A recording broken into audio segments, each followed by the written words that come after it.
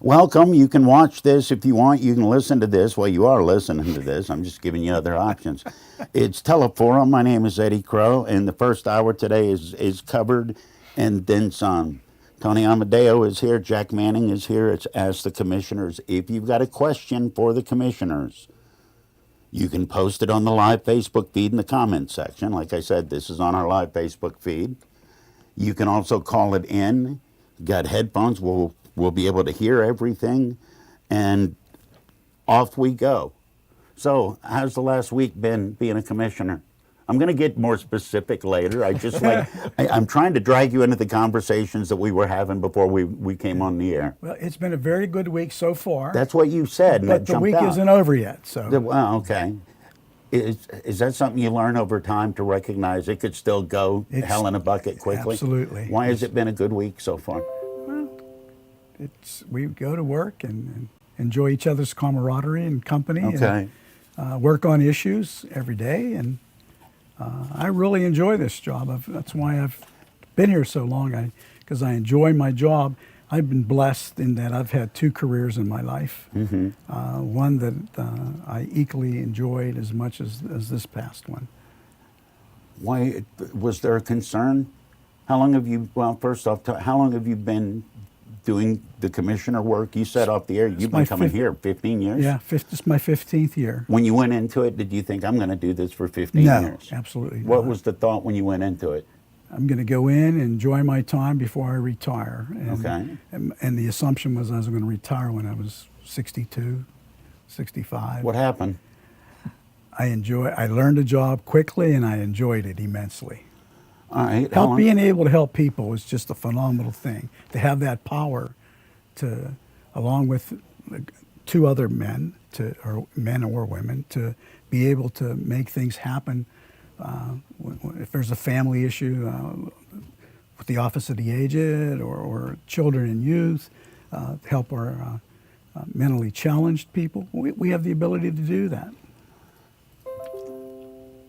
724-843-1888 or 724-774-1888 if you would like to call and ask a question of the commissioners. Tony Amadio and Jack Manning are my guests.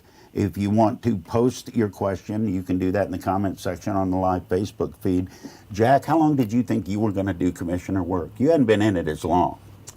Well, first of all, it's good to be with you as always. I'm sorry. And my week's okay, other than the fact that it's September 1st. I can't believe it's September. So, other than the realization that the summer has blown by, but it is. Yeah. That's a funny thing about when about does this. When does it kick in? When the sunset gets earlier than 8 p.m.? Because we're right on, I think, a day yesterday or today. Is that when it? Yeah, our chickens are getting up later. So I'm going to bed earlier. Just to answer your question, I can't hold a retirement. I've retired a couple of times from 3 different times actually, from industry, from my own small business, from the chamber, when I got elected. So I'm 3 years into this, and I always expected to try and serve 2 terms. Pretty much anything I've ever done in even my industry career, which spanned about 35, 37 years, I never held any one position for more than 3 to 5 years before I found something else where I thought I could add value or learn something new. Was it because to the companies I had. At 3 to 5 years, did you hit a point where you're going, okay, I know how to do this job, I need new challenges? Yeah, I've always looked for the next challenge and those kinds of things. And then when I eliminated my own job and retired from that industry, started my own small business, did the downtown consulting. Chamber approached me, ran the chamber for 5 years. I told them I'd give them a commitment of 3 to 5 years for that, which I did. The 5th year is when I ran.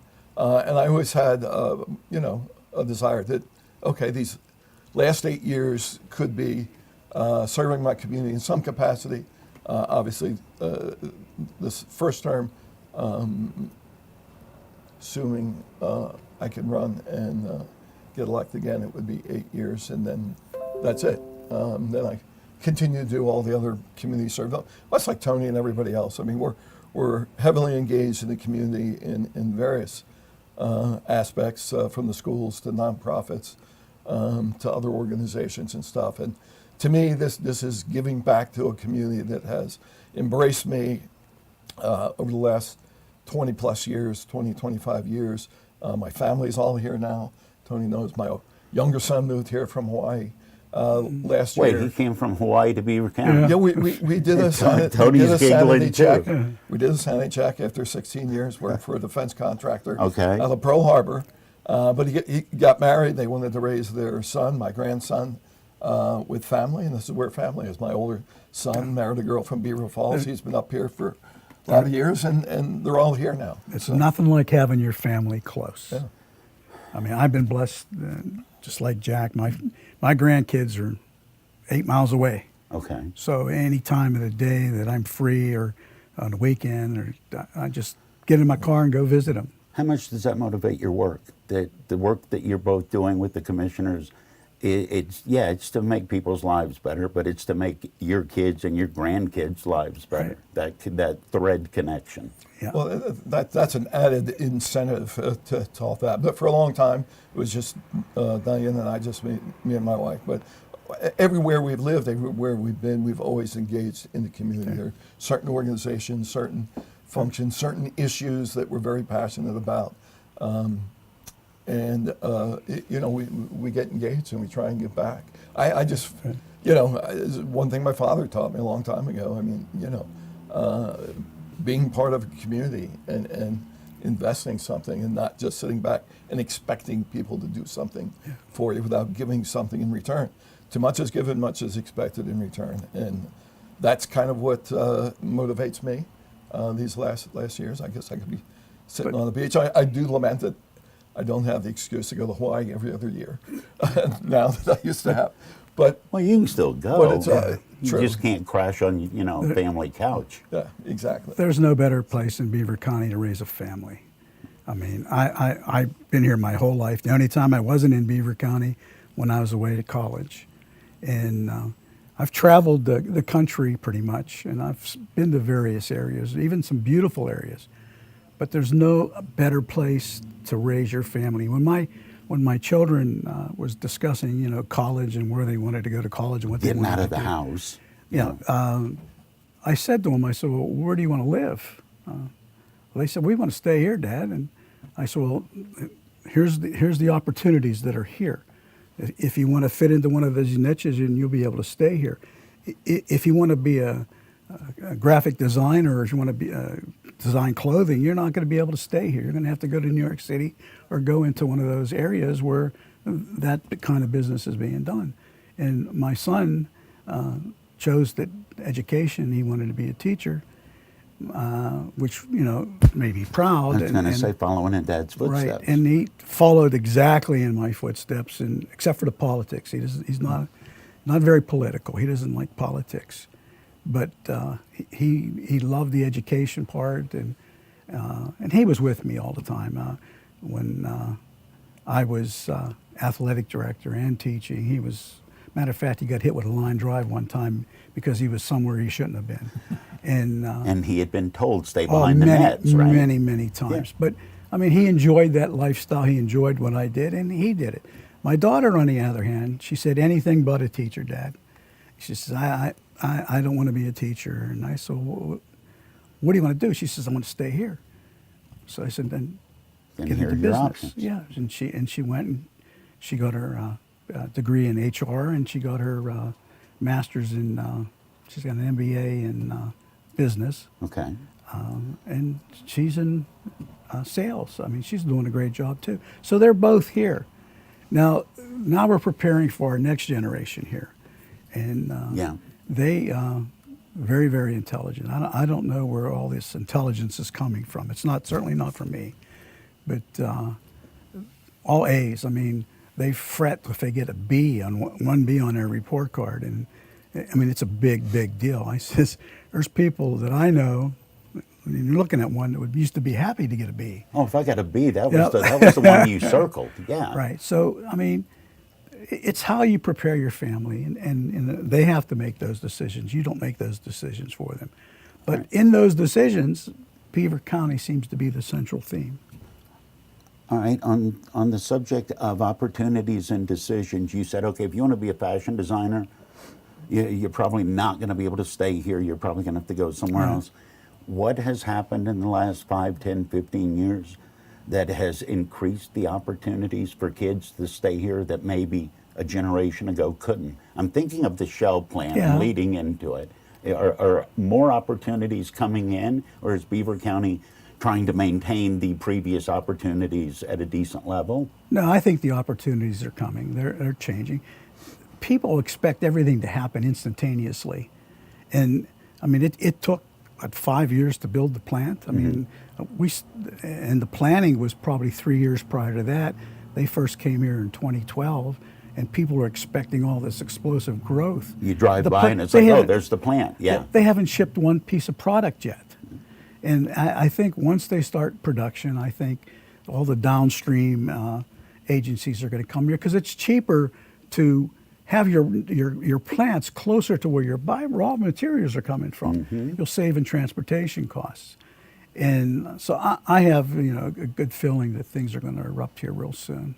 All right. Yes, just real No, you were getting the next question anyway. Go ahead. You may answer it before I ask it. Well, I was just going to say, from a Beaver County opportunity standpoint, when you look at manufacturing, even with the advent of Shell, it's only about 12 to 14% of the economic base of Beaver County. Beaver County still is primarily opportunities around what's called EDS and MEDS. I mean, education and healthcare. EDS and MEDS. EDS and MEDS. And It's a great band name. Almost sounds Italian. Meds and meds. EDS and, well, you know what? It could. Yeah. But seriously, with all the healthcare opportunities with hospitals, with the proximity to Pittsburgh and Cleveland Clinic and UPMC and Highmark and the great medical system we have here with Heritage Valley, there's still tremendous opportunities for that, and education is still a big part of that. But I also think the biggest opportunity, Shell aside, and advanced manufacturing aside, is entrepreneurship, small business ownership, starting your own business. I don't think it's ever been a better time in Beaver County to start your own business in one of our legacy riverfront towns. Why do you think that? Because part of your past, you were your own small business, right? Yeah. Mm-hmm. What is it that you look at Beaver County and you go, this is perfect for that? Because I've heard this from other people. The sense of community, the way our small towns are structured, they're community-based, family-based. You have core business districts in 8 to 10 different towns in Beaver County where there's opportunities for not just the traditional mom and pop retail opportunities, but for all kinds of things. And just the nature of thinking with Gen X and Gen Z and the millennials and wanting to be their own boss, want to be more in control of their future rather than working for somebody. I mean, when I grew up, I was following my dad's legacy, who was a good career job at a Iowa good refinery company. guy, and you go get a job, and 30, 40 years later, you retire. That was kind of the mindset, but those days are kind of lost, from the automotive business to the oil to the gas to the steel. Those kinds of big mega plants, long employment and history is something that doesn't appeal to a lot of people. And starting their own business, and the ability through technology to start your own business in your basement, for heaven's sakes, and do stuff. So, and I think that's the biggest opportunity change over the last several years. And I've got more questions about the cracker plant. There was an event last night that I want to ask you both about. We'll do that after the break. Tony Amadio and Jack Manning are my guests. We're asking the commissioners. You can call with a question at, what's it, 724? Why do I forget the number? 724-774-1888. Thank you, Curtis. Just complete. You know what? Go on the Facebook page and post them. Obviously, digits aren't going to work for me today. News is next at some point on some frequency that I probably would mispronounce. It's Teleforum on Beaver County Radio. Insurance doesn't adequately describe what we sell. This is Bill Laughlin from Laughlin Insurance Agency. Sure, affordable insurance is the means that allow us to do it, but we really provide at the Laughlin Insurance Agency is peace of mind. It's true, worrying about risk can take the fun and joy out of almost everything. We see every day how having peace of mind can lead to more enjoyment, which, last time we checked, is a fairly priceless commodity. Make life more enjoyable. Visit LaughlinInsAgency.com. The best of Beaver County is easy to discover. It's right here on your radio. Tune in Beaver County Radio or watch the best of Beaver County live on Facebook or YouTube video this and every Thursday from 11 to 11:30. The program is made possible by St. Barnabas. For over 3 years now, the show has been dedicated to shining light on the great things going on right here in your neighborhood and the people that are making it happen. This Thursday, enjoy conversation and insight from an intriguing lineup of guests who are creating excitement and having an impact right here in Beaver County. Your friends and neighbors at St. Barnabas are pleased to support the best of Beaver County. The radio broadcast will also be replayed each week from 11:30 to noon on Sundays on Beaver County Radio. Archived Best of Beaver County videos can be viewed on the WBVP WMBA Facebook page. It's your chance to encounter the best of Beaver County with host Mike Romai this Thursday starting at 11. For more information, visit beavercountyradio.com. You're listening to Ask the Commissioners on WBVP, WMBA, 99.3 FM, and Facebook Live. The Commissioners are awaiting your questions by calling 724-843-1888 or 724-774-1888. Today's show is brought to you by Huntington Bank, the Laughlin Insurance Agency, and Beaver Valley Auto Mall. Click BeaverValleyCars.com. You can also post comments or questions in the Facebook Live video feed. And now, it's your chance to Ask the Commissioners, right here on Beaver County Radio.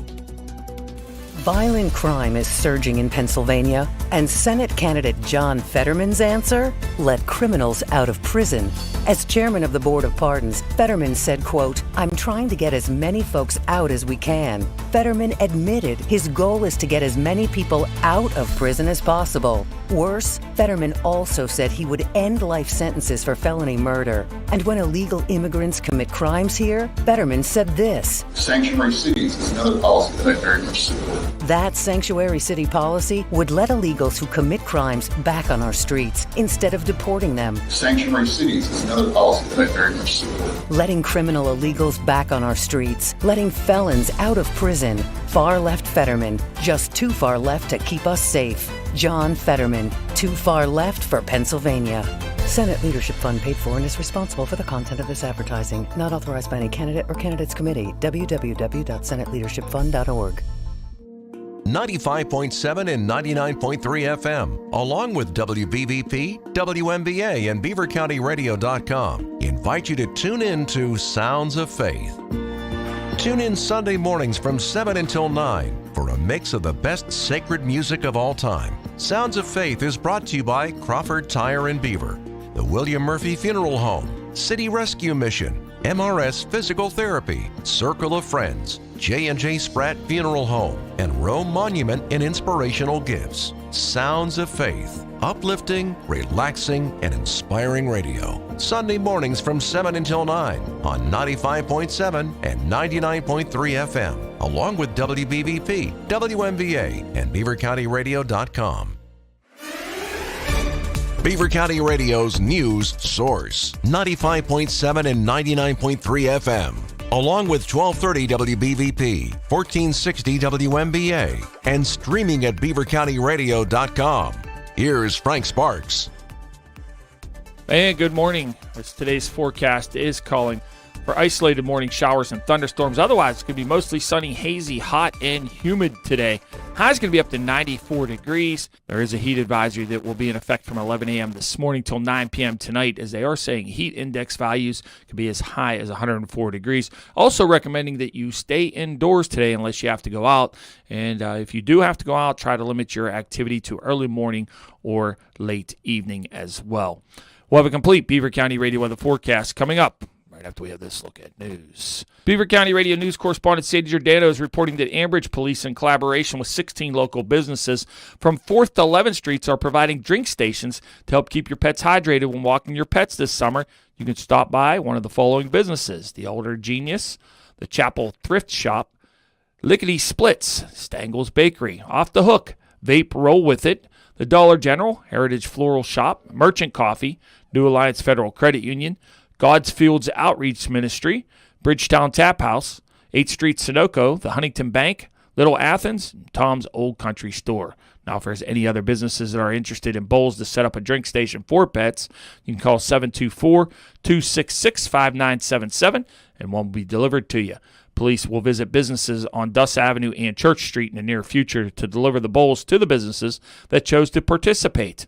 A thank you is extended to everyone that is participating in keeping our furry friends safe and healthy this summer. Pennsylvania State Representatives Josh Kell, Torrin Eckert, and Tim O'Neill noted yesterday that an incredible outpouring of support from the public and fellow members of the Pennsylvania House of Representatives in efforts to ensure the laws are enforced in Philadelphia by the willful misconduct of District Attorney Larry Krasner. The trio said via release, in the 24 hours since we announced our intention to file the articles of impeachment against Philadelphia District Attorney Larry Krasner, there has been an outpouring of support and helpful information submitted to the website stopkrasner.com. We are also pleased that many members have already signed as co-sponsors for the forthcoming articles of impeachment. On Monday, Pennsylvania Senator Democrats made a motion for the Senate to vote on a discharge resolution that would move Senate Bill 134 out of committee and to the floor of the Senate for a full vote during session. State Senate Republicans blocked the resolution with a unanimous no vote. Senator Wayne Fontana from Allegheny County, who's the author of the legislation, expressed frustration and disappointment in the inaction by their colleagues on the other side of the aisle. Isn't this timely and appropriate right now in Pennsylvania and all through our country to bring up a bill like Senate Bill 134, which is the Extreme Risk Protection Order bill? This bill isn't about taking guns away from anybody that shouldn't have them. I mean, if you're a law-abiding citizen, that's fine. But if you're someone that's mentally ill, that has issues, why shouldn't there be a process to take that gun away? Now, the audio is courtesy of Senator Fontana's office. President Joe Biden is calling on U.S. oil refiners to produce more gasoline and diesel. In a draft letter to refiners, Biden says their profits have tripled during a time of war between Russia and Ukraine as Americans struggle with record high prices at the pump. Biden writes that the oil companies need to work with his administration to bring forward near-term solutions that would address the crisis. Gas prices nationwide are averaging roughly $5 a gallon. That's an economic burden for many Americans and a political threat for the president's fellow Democrats going into the midterm elections. Biden's message that corporate greed is contributing to higher prices might resonate with voters. Here's the Beaver County forecast on 95.7 and 99.3 FM, along with 1230 WBVP, 1460 WMBA, and streaming at beavercountyradio.com. There's a chance for an isolated shower or thunderstorm sometime this morning. Otherwise, it's going to be mostly sunny, hazy, hot, and humid. High's going to be 94 degrees. There is a heat advisory in effect from 11 a.m. this morning till 9 p.m. tonight. Heat index values could be as high as 104 degrees. They are recommending that you stay indoors today in the air conditioning, but if you do have to go outside, try to keep your activity to the morning time or the evening. And if you do need to go out and do some type of activity, make sure you stay hydrated. Otherwise, overnight tonight, a chance of showers and thunderstorms mainly towards morning, low down to 74 degrees. Afternoon showers and thunderstorms likely tomorrow after 5 p.m. with a high of 92 degrees. That'll set us up for a beautiful weekend. Friday, sunny skies, high 83. Saturday, sunny and a high of 72. And then Sunday, mostly sunny with a high of 75 degrees.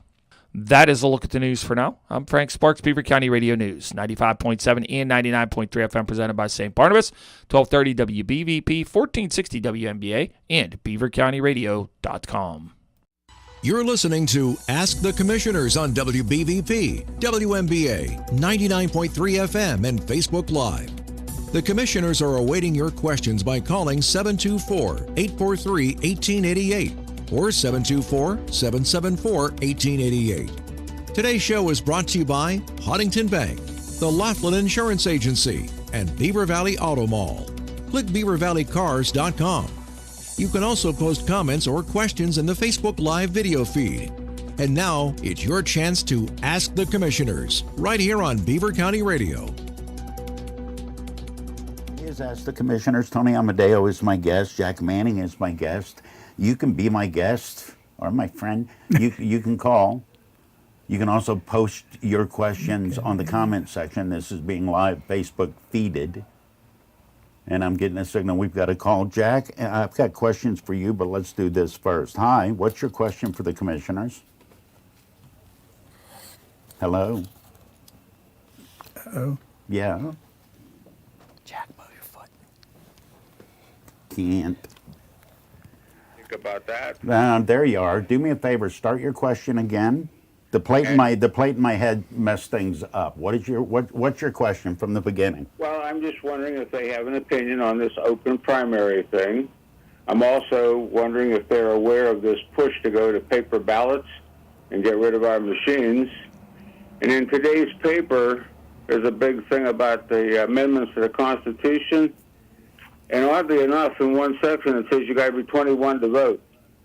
I thought it was 18 in the state of Pennsylvania. So if they want to comment on that stuff, that'd be fine. All right. I can answer Appreciate it. The 18-year-old votes from the 26th Amendment, and that Look at the teacher coming out in you.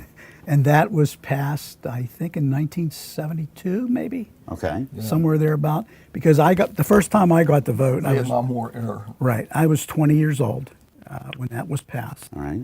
I was part of that movement. We worked to get the right to vote in Pennsylvania, so that they would approve it. To get it, you need 38 votes, I think, to approve an amendment into the Constitution. So yes, it is 18. It's been 18 since 1972. All right. I'm glad he asked about open primaries. Commonwealth of Pennsylvania is one of 9 states that doesn't have an open primary. I've shared my thoughts. I'm curious to hear you guys' thoughts. When I was teaching civics, U.S. Air was buying up companies, and they bought that's when they promised to save everybody. An airline up in Schenectady, Ohio. So we got a lot of people in Beaver County and in Center Township that was from New York. And of course, in New York, they have an open primary. And that was the biggest complaint, like on Parents' Night, and because I had always political stuff up. I had the Republicans and the Democrats and who was the candidates, and we talked about the elections. And the biggest complaint I got from the parents were, why does Pennsylvania, why can't I vote for, if I'm a Democrat, why can't I vote for a Republican candidate? Or if I'm an independent, why can't I vote in a primary? Well, you can for, what is it? I can't think of the word right now. See, but you're a civics teacher, and it's so convoluted you can't walk through it. It shouldn't be that difficult to participate in the referendum. Referendums, you're allowed to go to those. Yeah. But that was the biggest complaint from people from states where they had open primaries. I personally, I don't have an opinion on it because I'm so used to being involved with closed primaries from the beginning of my voting career that I really don't have an opinion on it. But I can understand if you had that right prior to moving to Pennsylvania, it would be a problem for you. Yeah, I will simply say that in the 2 places I lived before I moved to Pennsylvania, they had open primaries in New Jersey and in Virginia. So I did think it was kind of a walk back in time when I moved to Pennsylvania. Just my personal opinion, not a party opinion, not speaking for anybody else. I would not object to open primaries. I do think that allows more people to be engaged in the process, and I think it's good. I think, on the whole, as a country, when you see what happens in elections in Europe or the Middle East, and you got 80-90% of the people showing up for elections. Do you feel shameful when you see that? Well, it's not shame. It's just disappointment that not more people are engaged in the election process, and they leave it to a very small group of people to decide who your candidates are. And sometimes I don't necessarily think we get the best options out of that process. So I personally wouldn't be opposed in terms of elections in general. I don't want to speak on behalf of Tony or elections chair Dan Camp.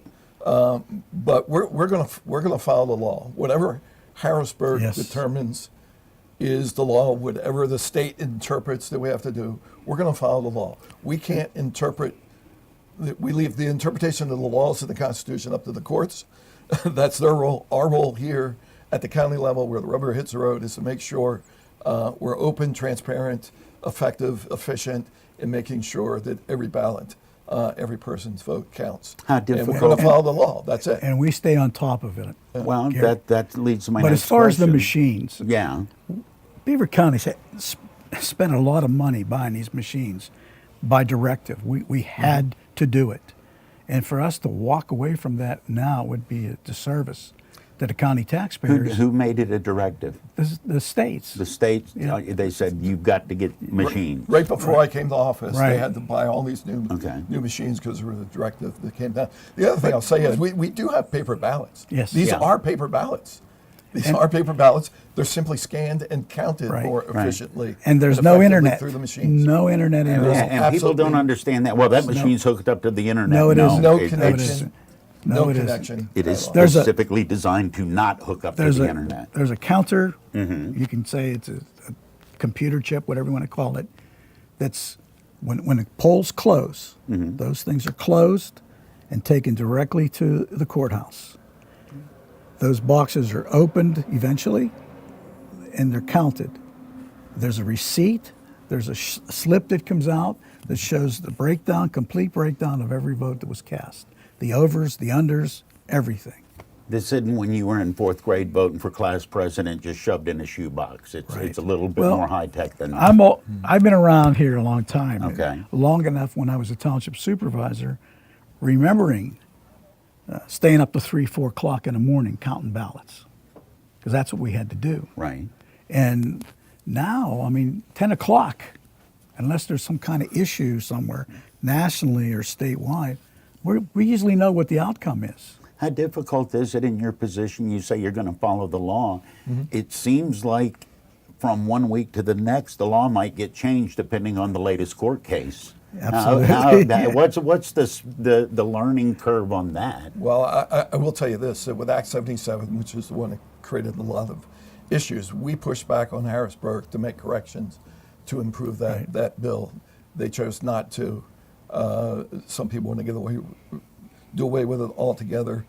It's always a challenge to stay on top of what the last interpretation and the last, well, what do you do here or there? I mean, we don't have drop boxes in Beaver County. There's a lot of things that we did that were allowed. And I think the problem is there isn't consistency across the 67 counties in Pennsylvania. There's 3 counties. On how you can. There's still 3 do all counties that right now, stuff. Jack, that are arguing that stack over there doesn't count. Yeah. You're being polite by not. Well, Yeah. Yes. I mean that's their prerogative and that's their business. Again. I love how Tony started- just so rats you out. If you're but- watching this on video, yes, he is. Yes. No, we've said this before. You control what you can control. Right. I can control the best we can what happens collectively in Beaver County. I can't control what happens in Butler or Washington or Philadelphia or Erie or any other county. Right. That's their business. All I know is we're in charge of the election process, and we've got great people, a great new election bureau director on top of things. We meet, we have legal advice, we're transparent, both parties can participate in the observing the process. We got cameras everywhere to watch every move of every ballot, the mail-in ballot that's opened, the counting of stuff. All I can do is influence and control what we have control over, and that's Beaver County elections. What have you heard about the election volunteers? I'm seeing stories other parts of the country where people are saying, that's it, I've had enough, I'm out of here, and way short for people that they need coming up. Where are we with Beaver County? It's always a challenge, but I must say we've Jacked the salaries up a little to make Yeah. it. They're there 13 hours Yeah. plus the prep work and the after. What's it pay? I don't know the exact amount now. But It's it's above. based not on much. whether you're inspector, majority inspector, minority inspector, judge of elections. There's all different rates. In May, It makes it worth your time for sure. But in May for the primary, every precinct was open, every poll was open, and we had enough workers for that. Where I know other counties are struggling to have enough people to manage the number of polling places that they have. There's counties that can't keep their director of elections because of the scrutiny that's constantly involved. I mean, we get letters every day, just about emails Pretty much. from people that want us to stop this and stop that, get rid of the machines. Why? Because they don't understand what the process actually is, or because they saw a meme that said something? Because what I send you a letter saying these machines are ripping people off, make it stop. How do you respond to that? Because that's not an email based in fact, but you've still got to tell me that. People don't like being told you're wrong. Right. Yep. Yeah, I mean, We some agree. people's minds are made up. I mean, and to quote a famous senator from New York, you're entitled to your opinion, Yeah. but not your own facts. And we try to stick to the facts and the data. So, How many times in a week in the voice in your head do you say, "Oh, shut up, you're so stupid," but it doesn't actually come out verbally? well, it's not in my head. It's usually across the dinner table that I'm hearing that. So you can commiserate with those people. You're a little bit more polite to them. On the subject of people having their minds made up, talked a little bit about the cracker plant. There were people, and I remember we had this conversation. There were people that were absolutely against it before they had the first clue what it was. Have those numbers diminished? I know they did a Zoom conference call for people last night and talking about getting it up to speed. Have people come around on that, or are they still screaming in the wilderness? Well, I think I've told you before, Eddie, I don't think anybody's opinions have changed one way from the very beginning to where they are right now. Okay. There are people that are baked in that are ideologically opposed to anything oil and gas, and that's how they feel. And again, I understand that. I appreciate that. And then there's another hardcore segment that's adamantly in favor of it, the jobs, the fact that Pennsylvania is an energy producing state, has this great capability for jobs in the future. Which most states aren't. Yeah, and then there's a group that's kind of ambivalent. They say, how bad can it be, kind of thing, given what we've lived through. So I still think 75, 80% of the people are generally in favor of it, and 15 to 20% are generally opposed to it. We've talked before, I really, the people that cherry pick numbers or try to make apples to grapefruit comparisons to what happened in the Gulf Coast of Louisiana, which is a totally different atmosphere. We are not going to be the Gulf Coast. This boom or bust thing is a red herring that's been thrown out. It's an unfair comparison. I think Tony feels I'm going to let him talk about this. I mean, we pledged to look out for the health, safety, and economic well-being of the community. And there's a line you have to walk there with protecting the health and safety, which we're adamantly done. Everybody wants clean air, clean water, and the like. But that economic well-being is an extremely important part of, I think, our role. We're not creating these jobs, but what we're trying to do is workforce development to draw people in. The marketplace will be determined, how many plants are built and all those kinds of things. But we want to make the conditions conducive to those people coming and growing their businesses and providing economic viability, jobs, and family sustaining opportunities for people. So, I mean, that's what I've always maintained. To put it quite simply, you have to explain people. I had a lady at a public forum say to me, you wouldn't let this be built if it was in your neighborhood. I said, lady, I'm building a house half a mile up the hill from that.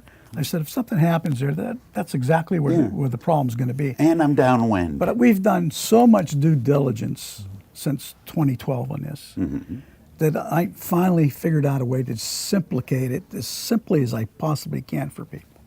Okay. We went down to Norco down in Virginia or Louisiana.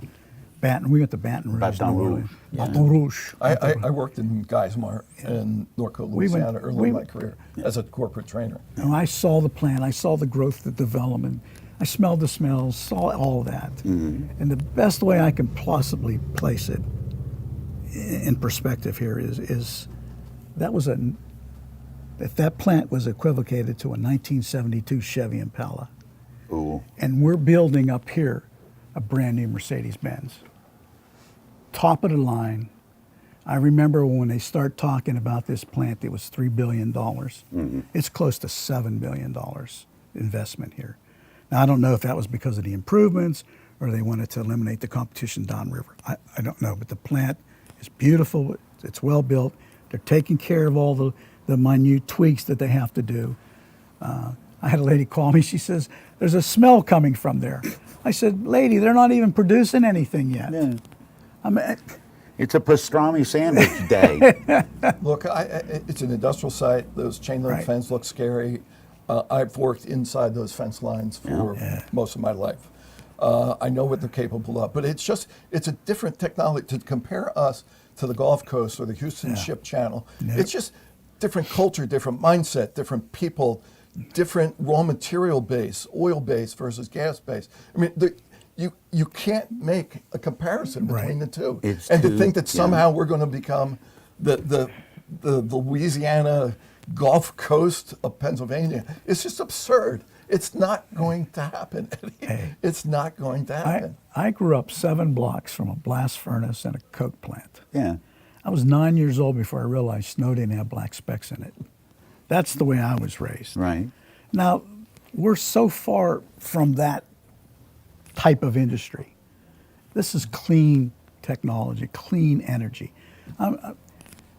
I'm happy that they chose Beaver County to come here. And they chose Beaver County not because we're the best place to be, but they saw the same things that Andrew Carnegie saw here, that Jones and Laughlin saw here. They saw the riverways, the transportation system. We have the railroads now, the highway system. The raw materials. Raw material, everything's right here. That's it. And that's why they came here.